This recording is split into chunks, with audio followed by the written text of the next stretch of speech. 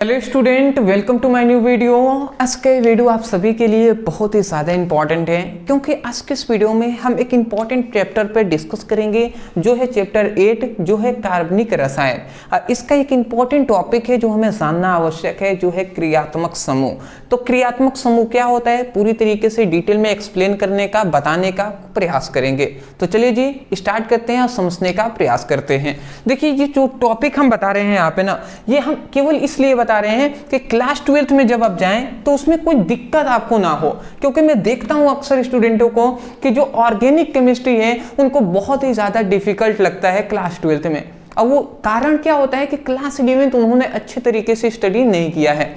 तो मैं चाहता हूं कि कम से कम आप बेसिक जो बातें हैं जो आपको जानना आवश्यक है जिससे आगे आपको परेशानी ना हो, तो इसलिए ये सभी टॉपिक आपको तैयार होनी चाहिए।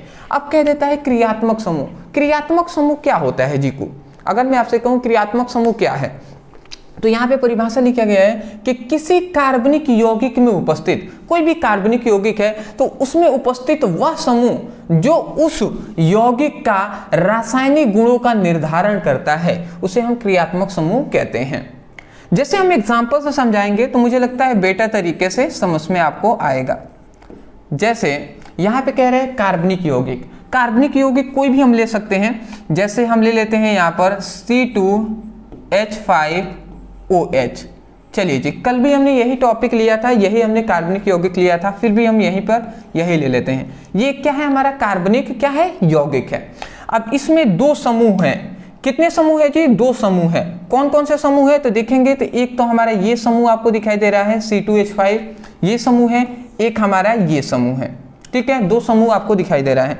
इसको हम एल्काइल समूह कहते हैं, इसको हाइड्रोक्सी समूह या एल्कोहलिक समूह कहते हैं। अब मैं आपसे पूछूं कि ये हमारा C2H5OH है, इसमें दो समूह है, तो ये बताइए ये इन दोनों समूहों में से कौन सा समूह है जो इसका निर्धारण करेगा। ये एथिल एल्कोहल है ना, तो इस एथिल एल्कोहल का गुण क्या होगा, इसका रासायनिक गुण क्या होगा, उसका निर्धारण कौन सा समूह करेगा।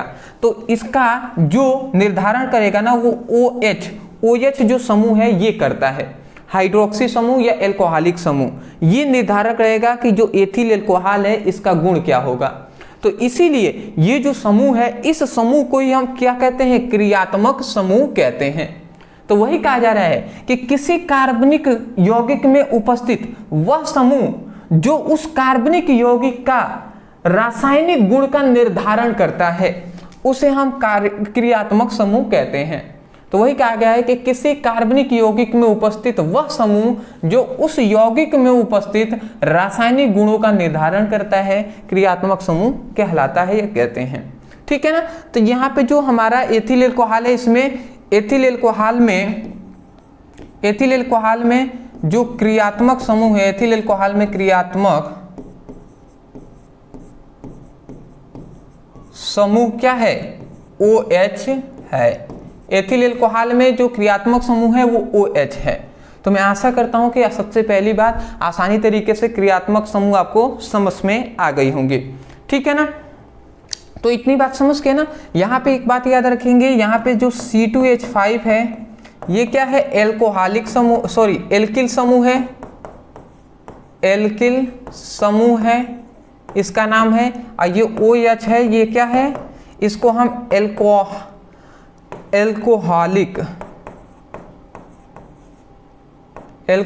समूह कहते हैं या हाइड्रोक्सी समूह कहते हैं।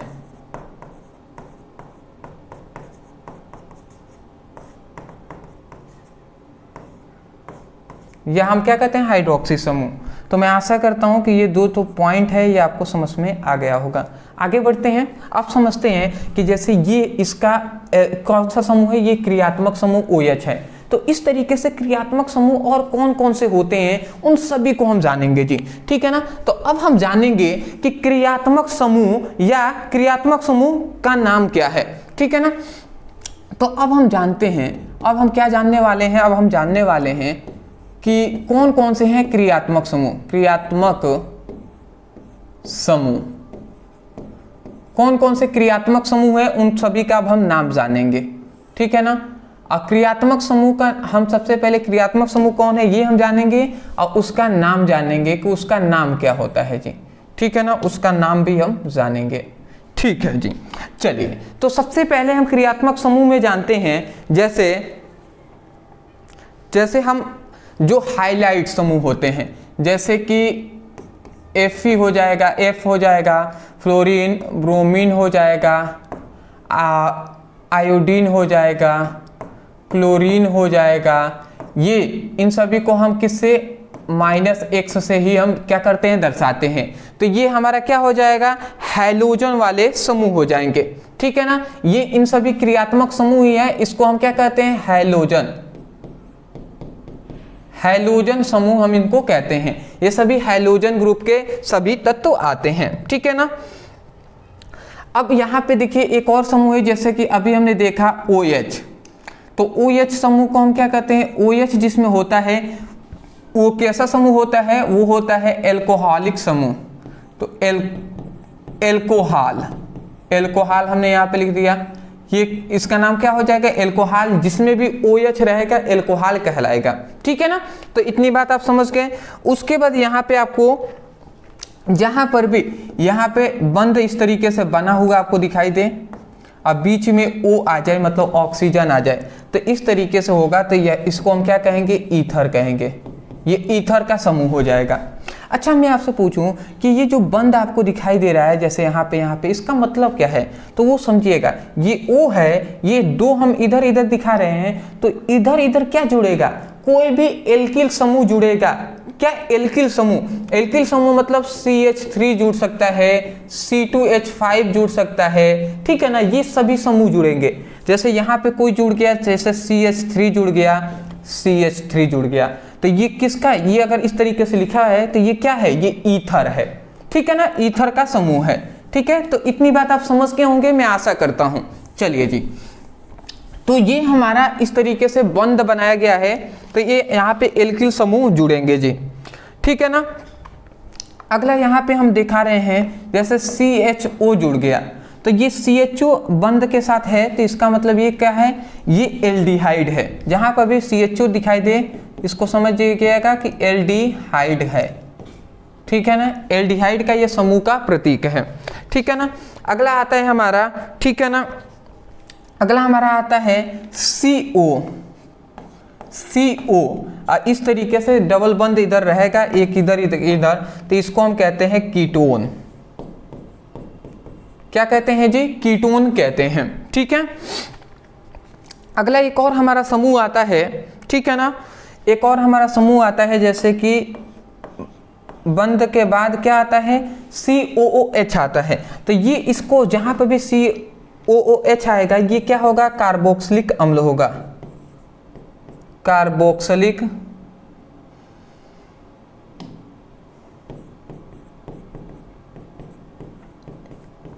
कार्बोक्सिलिक अम्ल होगा। ठीक है जी, ये होगा कार्बोक्सिलिक अम्ल। ठीक है। अगला यहाँ पे भी हमारा यहाँ पे NH3 दिखाई दे दे, NH2 दिखाई दे दे। ठीक है ना, किसी भी R के साथ, एल्काइल समूह के साथ NH2 दिखाई दे, तो ये क्या है, एमीन है। ठीक है, क्या है जाएगा, एमीन हमारा हो जाएगा। ठीक है ना। अगला हमारे यहाँ पे जहाँ पर भी आपको बंद के साथ CO और फिर से NH2 दिखाई दे दे, तो इस तरीके से बंद के बाद CONH2 दिखाई दे दे, तो ये हमारा एमाइड कहलाता है, एमाइड। ठीक है, ये सब नाम आप याद रखेंगे। फिर से हमारा एक याद रखेंगे कि जहां पर भी CN दिखाई दे दे सिंगल बॉन्ड, तो ये से हम क्या कहते हैं, साइनाइड कहते हैं, साइनाइड। ठीक है ना। तो सॉरी स्टूडेंट, वीडियो कट गया था, बट अदरवाइज इतना याद रखेंगे कि CN हो तो उसे साइनाइड कहते हैं। NO2 जहाँ पर भी दिखाई दे वो क्या होता है, नाइट्रो होता है। ये जो RR शायद हमने बताया है, अभी तक आपको शायद इसको पढ़े नहीं हैं, तो मैं आपको यही बता रहा था। जैसे OH है ना, जहाँ पे भी OH दिखाई दे दे, OH के साथ मतलब एक सिंगल बॉन्ड है, तो इस सिंगल बॉन्ड के जगह पर एल्काइल समूह कोई भी जुड़ा हो, एल्काइल समूह के जगह पर मतलब CH3 हो जाएगा, C2H5 हो जाएगा, C3H7 हो जाएगा। ये सभी एल्काइल समूह ही है, और भी बहुत सारे हैं। तो ये सभी अगर इसके साथ जुड़े होंगे या इसके किसी के भी साथ, तो वो सभी से आप पता लगा सकते हैं कि वो कौन सा समूह का है, कौन सा क्रियात्मक समूह है। जैसे OH जुड़ा है तो एल्कोहल है, O जुड़ा है तो वो ईथर है, CHO जुड़ा है तो वो क्या है, एल्डिहाइड है, CO जुड़ा है तो कीटोन है, COH जुड़ा है तो कार्बोक्सिलिक, NH2 जुड़ा है तो एमीन है, CONH2 है तो एमाइड है, CN है तो साइनाइड है, NO2 है तो वो नाइट्रो है। तो आशा करता हूँ आप समझ गए होंगे। इसका स्क्रीनशॉट ले लें, आगे बढ़ते हैं। ठीक है जी, तो इतनी बात आप समझ गए ना। चलिए स्क्रीनशॉट ले लिए हैं, अब थोड़ा सा बस और एक दो बातें हमें जानना है, ठीक है, उसके बाद वीडियो को हम समाप्त करेंगे। ठीक है, ठीक है, इसको मैं थोड़ा इरेज कर दे रहा हूं और मैं इसमें पढ़ता हूं। ठीक है जी,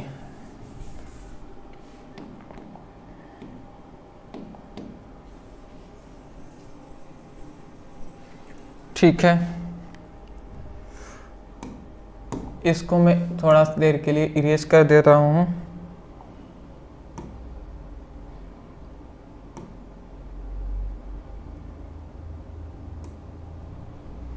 चलिए जी, नहीं होगा ये, चलिए कोई नहीं। अब हम थोड़ा सा एक बात जानेंगे, क्रियात्मक समूह अभी तक हमने देखा, अब हम जानेंगे एक क्रियात्मक समूह वाले यौगिक। ठीक है ना, एक क्रियात्मक समूह वाले यौगिक हम जानेंगे, एक क्रियात्मक समूह वाले यौगिक, एक क्रियात्मक समूह वाले यौगिक को जानेंगे कि कौन सा ऐसा यौगिक है जो एक क्रियात्मक वाला समूह वाला यौगिक है, तो उसको हम जानते हैं जी। चलिए सबसे पहले हमारा मालूम चलेगा यहाँ पर जो है, सबसे पहला हमारा क्या है, एग्जाम्पल से मैं आपको बताता हूँ। जैसे सबसे पहला एक क्रियात्मक समूह वाला क्या है, जैसे CH3NH2, तो ये क्या है हमारा, एथिल एमीन है। तो एथिल एमीन क्या है, एक क्रियात्मक समूह है।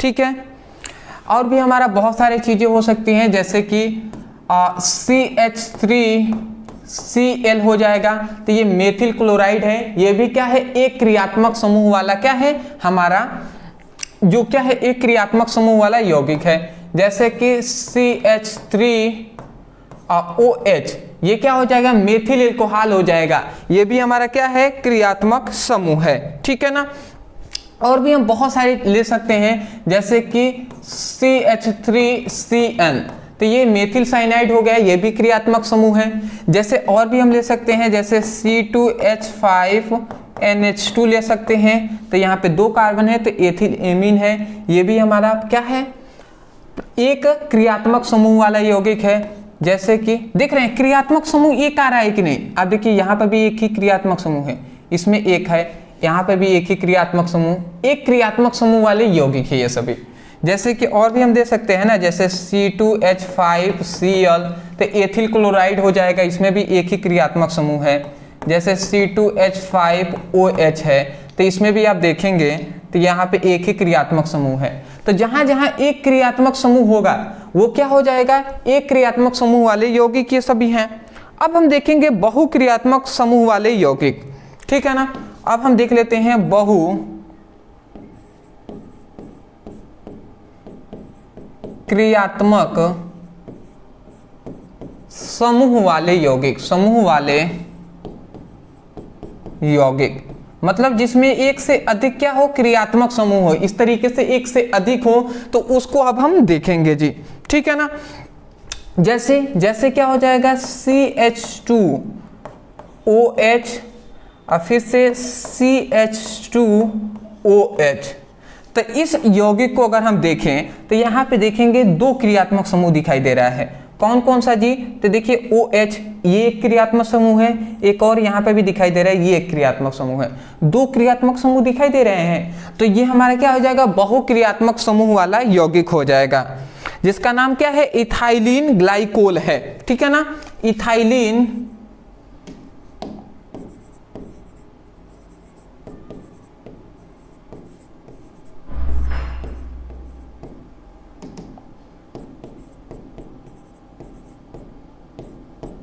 Ethylene glycol. ठीक है ना, तो ये आप नाम आप याद रखेंगे। अब कोई क्रियात्मक ये जो समूह है ना, जैसे OH OH है, कोई जरूरी नहीं कि दोनों जगह एक ही सेम ही आए, अलग अलग भी हो सकते हैं, उससे कोई दिक्कत वाली बात नहीं है जी। ठीक है ना, अगला हम देख सकते हैं जैसे हमारा दूसरा क्या हो जाएगा, CH2OH और इस कार्बन के साथ फिर से COOH जुड़ गया।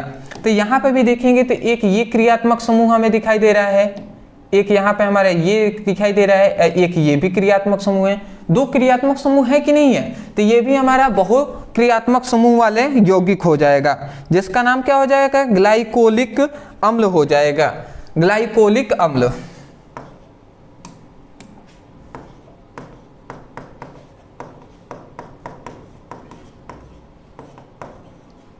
ठीक है, तो अदरवाइज नाम आप चाहें तो लिख सकते हैं, कोई दिक्कत वाली बात नहीं है। तो ये थोड़ा सा बेसिक कोई इंट्रोडक्शन था जो कि हमने आपको बताने का प्रयास किया है। मैं आशा करता हूं कि आप समझ के होंगे। मोस्टली इसमें समझाने का यही मकसद था कि देखिए प्राथमिक जो हमारे क्रियात्मक समूह होते हैं तो उसमें एक ही क्रियात्मक समूह जुड़े होंगे। जैसे यहाँ पे सभी जगह एक ही क्रियात्मक समूह है। क्रियात्मक समूह कैसे पहचानेंगे, तो ये जो भी हम यहाँ पे लिखे हुए थे ना, सॉरी, अच्छा उसको हमने इरेज कर दिया है, तो वहाँ पे नहीं लिखे थे OH समूह जिसको एल्कोहल, इस तरीके से, तो वो सभी हैं जी, ये सब क्रियात्मक समूह ही हमने लिखा हुआ है। तो ऐसे पहचान सकते हैं। इसमें देखिए बहु क्रियात्मक समूह वाले यौगिक, इसमें 2 OH है, यहाँ पे 2 क्रियात्मक समूह हैं, तो ये हो गया जी। आशा करता हूँ आप समझ के होंगे। ये मेन मोटिव इसी का यही था। इतना अगर आप जानते रहेंगे तो क्लास 12th में कोई चीज़ें हैं जो दिक्कत आपको नहीं करेंगी। अदरवाइज वीडियो पसंद आया है तो वीडियो को लाइक करने के साथ साथ चैनल पर नए होंगे तो चैनल को सब्सक्राइब कर देंगे। कोई टॉपिक है जो आपको नहीं समझ में आता, उस टॉपिक का नाम लिखिए, अंत में हमारे चैनल का नाम लिखकर सर्च कर लीजिएगा। वीडियो आपको यूट्यूब पर हमारी मिल जाएंगे, वहाँ से स्टडी अपनी कर सकते हैं। तो चलिए दोस्तों, आज के लिए इतना ही। Thank you so much for watching this video. Thank you.